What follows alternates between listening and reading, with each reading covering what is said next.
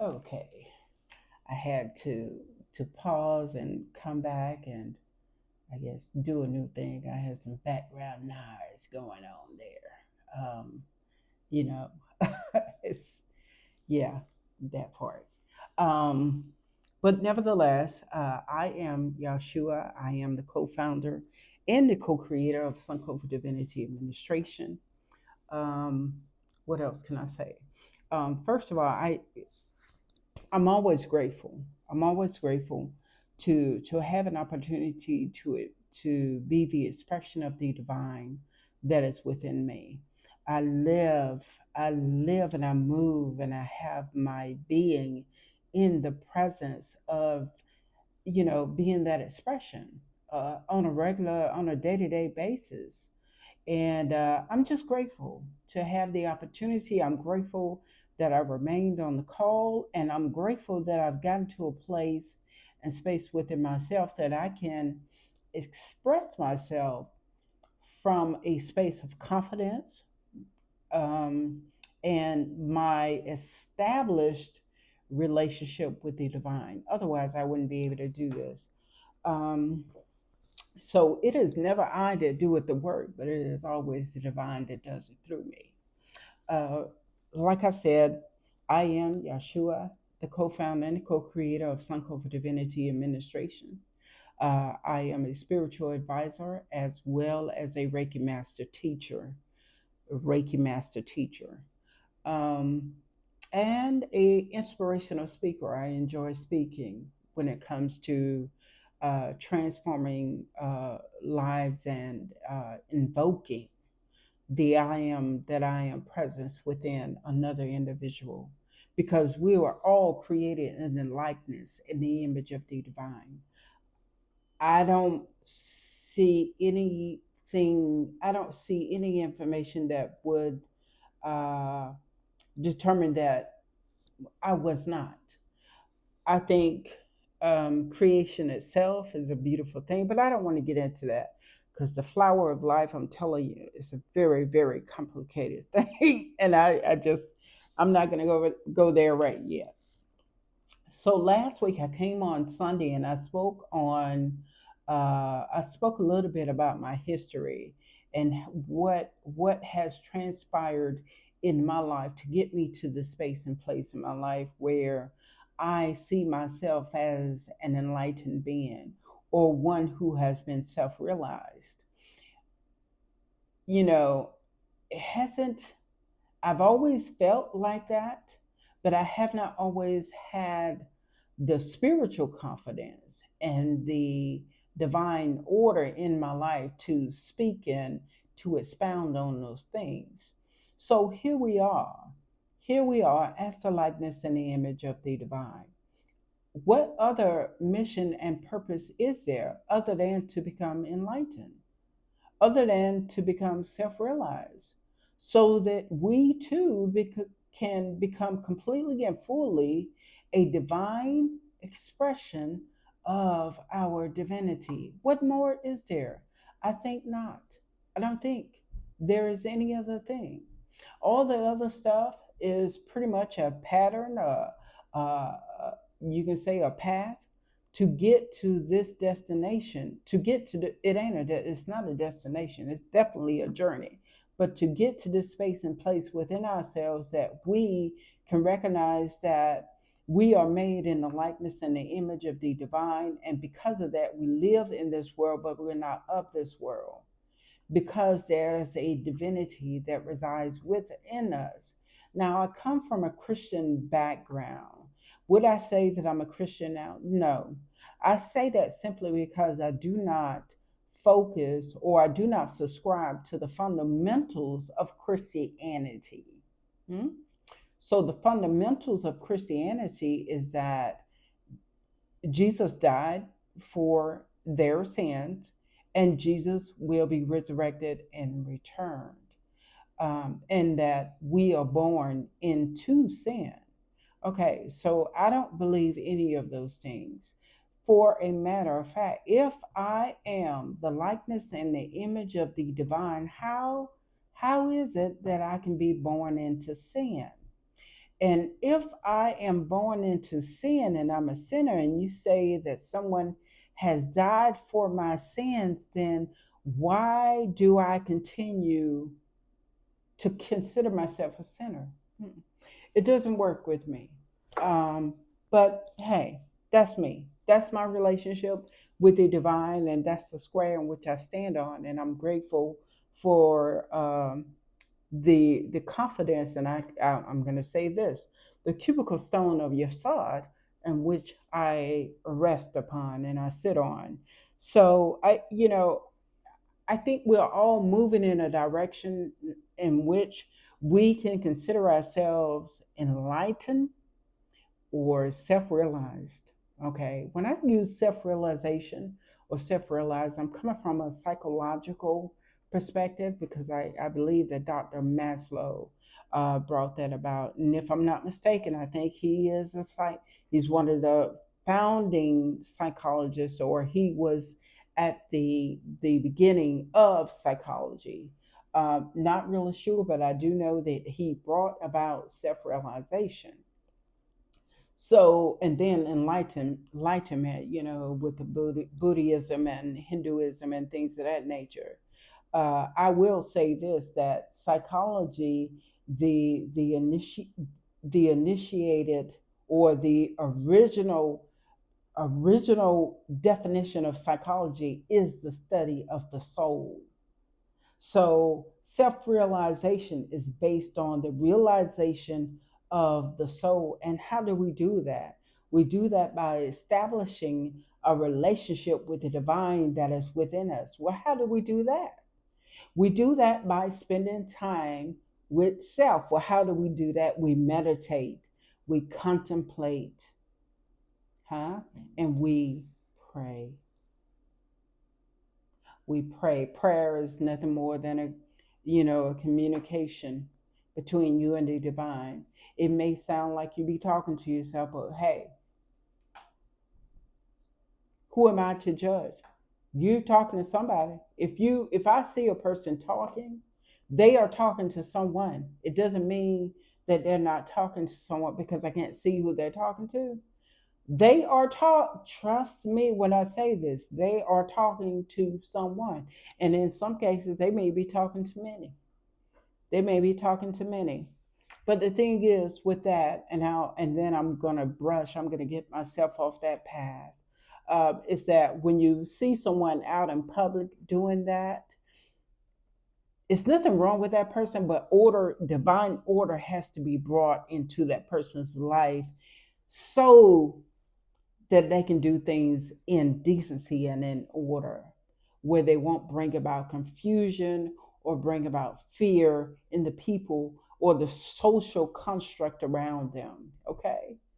So, y- it's, I wouldn't say, I'm not going to say that it's easy because it's not.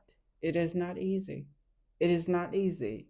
When you believe in your heart of hearts that you possessed a Christ consciousness, a Buddha consciousness, a God-like consciousness. And when you set on the path to research, evaluate, observe, elevate, and expand and awaken that consciousness, it's not going to be easy. I'm not going to sit here and tell you it is. But I will tell you this. I will tell you this is that the universe will be at your feet to assist you in the process. And I couldn't say that if I had not gone through my own trials and tribulations. See, the thing about salvation, you're being saved from yourself. Who is the self? Who is that? Who is that? The Lord consciousness of who you are.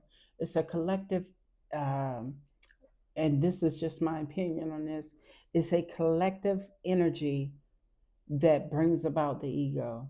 It's, and you know what comes to mind? The whore of Babylon is, for me, is the ego unbaptized and untrained. But I have studied and I have read several times over, times over, the not Kemetic, but the Hermetic philosophy, the three initiates.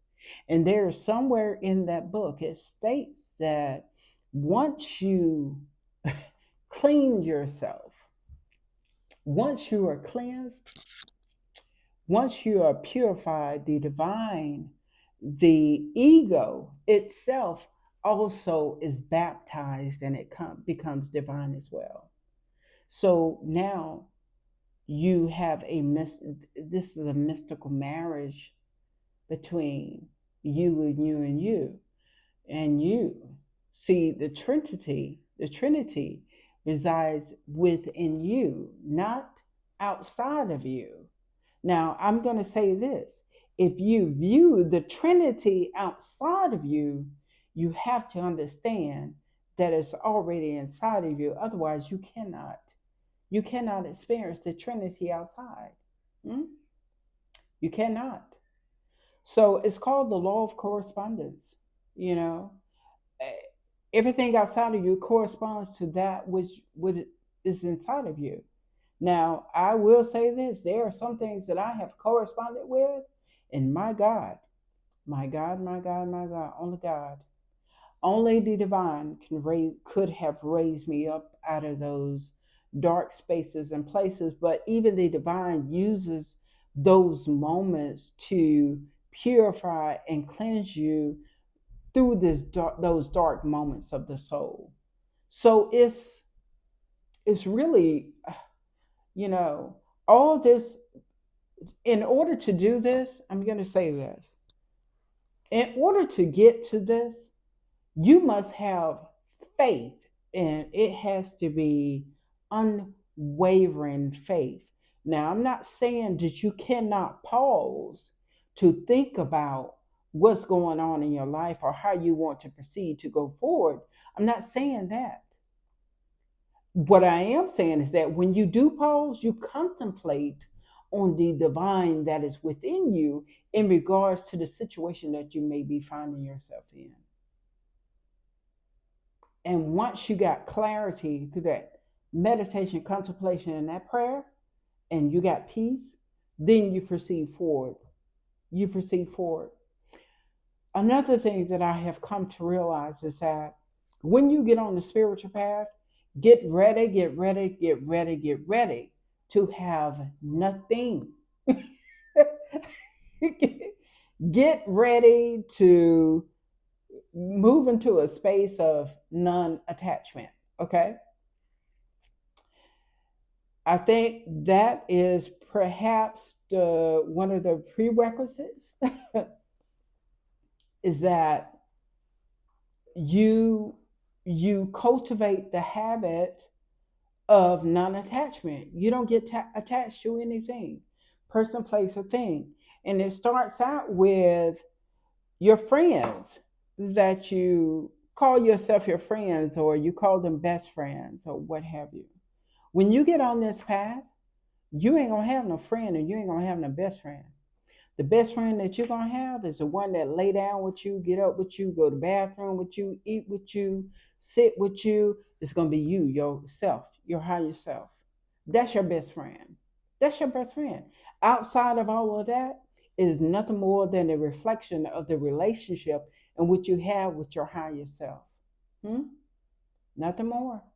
So you move into a space, you accept the call, you accept the call, and immediately things begin to get lost. People begin to drop off. You begin to have these unfamiliar desires to move in certain places and spaces, move to a different city, move to a different state or country. You start having certain desires to dress a certain way. You get to wear a certain color.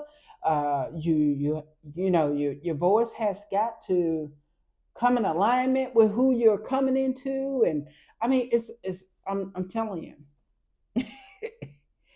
it's a life It is a life and a force to be reckoned with. And I'm not trying to to to place fear on no one, but I am here to say that this calling ain't for the weak. It ain't for the weak. And once you get to moving and you moving in that direction where you and your higher self become one,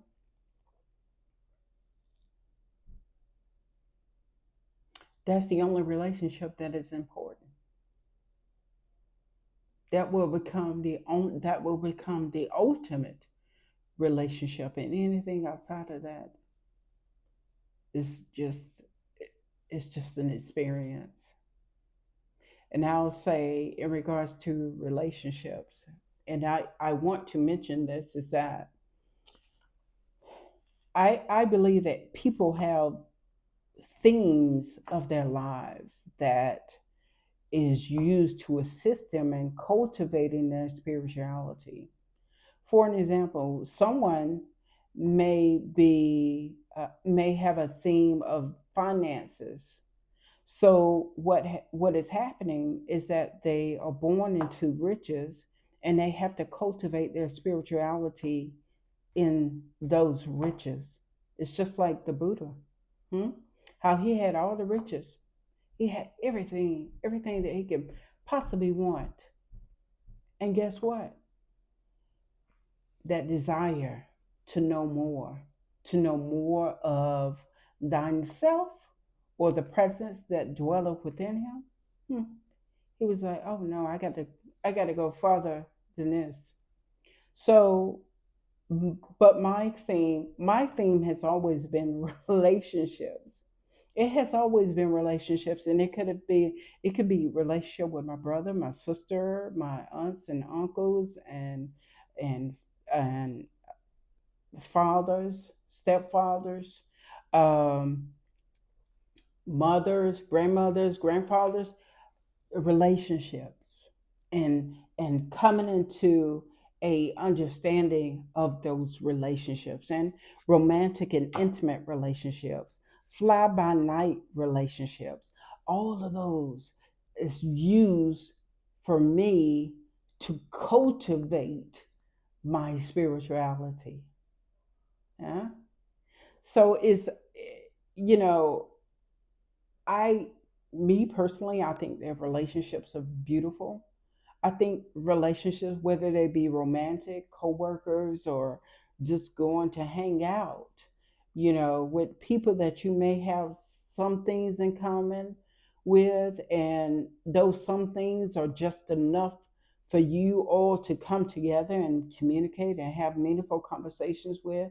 I think they're beautiful.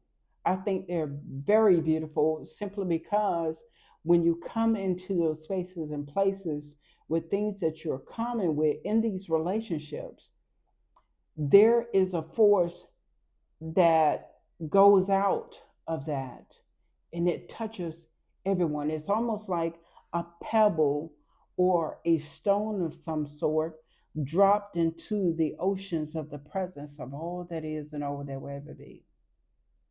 And because of that rippling effect, or that echoing effect, everyone gets a piece of that blessing or that pie. Hmm? And that's why we're all created, and we are tied to one another. We are tied to one another, whether you want to believe it or not. The man that you saw in a ditch, drunkard, you tied to him in some kind of way. Otherwise, you wouldn't be able to see him. You would not be able to see him and experience his drunkenness if he was not tied to you. You cannot experience anything that you do not already have within yourself. You cannot. So I just want to come on and do this, and I hope that I have touched the edge of somebody's garment, that they too may understand where they are in what I consider the flower of life, or their spiritual journey, or their soul journey, or a place of enlightenment, understand that you're already enlightened and you're already self realized. You just have to cultivate it and wake it up. It begs and it summons you to awaken it so that it may live through you as one who is free. Mm. So, let me see, is there something else?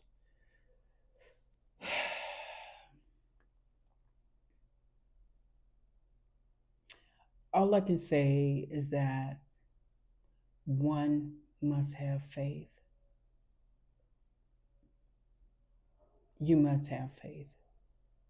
Unbelievable, unfathomable, fathomable faith. And if you are weak in that area, I ask that you pray for it, you ask for it, you ask for a measurement of it to assist you in getting and going through whatever you're going through. Because one thing I know for sure that, and I got this from Napoleon Hill, he said that faith was an elixir. Hmm? He said, and I wanna get this correct. He said that faith was an elixir.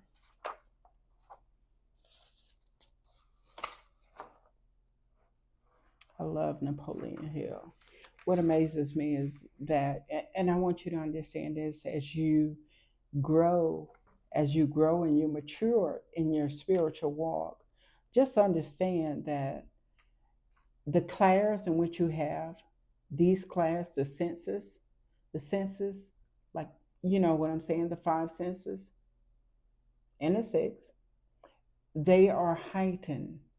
They're heightened in such a way that you will know without a shadow of a doubt that you live in this world, but you're not of this world. Yet the world becomes your friend, and the universe your lover, hmm? And nothing else outside of that. And you may have a relationship outside of you, and if that relationship is not in alignment with the goodness and the divineness of who you are, or your spiritual cultivation, I hate to tell you, it's going to be snatched out of your life if you do not let it go. It's going to be snatched out of your life. Okay. So, maybe that's something that someone can think about, because again, it's all about non-attachment. You can't be attached to anything other than your higher self. Your higher self is here to experience life through you, and you chose it. You chose it. I'm trying to look for this thing that the eternal. Wow, how can I forget that? He said Napoleon's Hill